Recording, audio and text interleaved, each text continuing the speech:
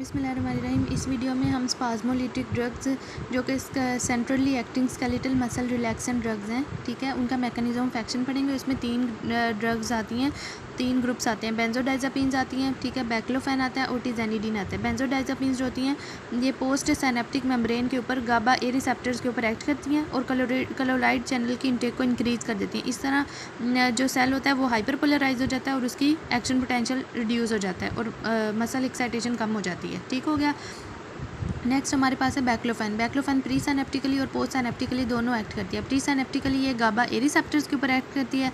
गाबा ए receptors के ऊपर क्या करती है कि ये एक्ट होकर कैल्शियम की रिलीज, कैल्शियम आइंस जो होती है उसकी रिलीज़ को कम करती है। जब कैल्शियम कम रिलीज़ होगा तो excitatory neuro transmitter like glutamate और नॉन एपिनेफ्रिन उसकी रिलीज़ जो होगी वो कम होगी, ठीक है, और जब वो कम रिलीज़ होगा तो एक्शन पोटेंशियल भी कम होगा।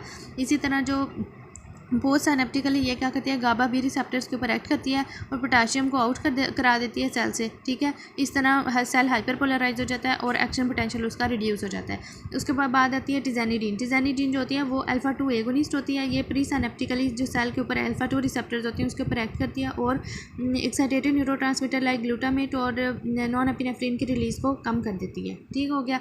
नेक्स्ट हमारे पास जो है वो डेंड्रोलिन है। डेंड्रोलिन जो होती है वो डायरेक्ट एक्टिंग मसल रिलैक्सेंट है, ठीक है। ये मसल के अंदर जो सार्कोप्लाज्मिक रेटिकुलम होता है उसके अंदर जो डेंड्रोलिन रिसेप्टर्स होते हैं उसके ऊपर एक्ट करती है।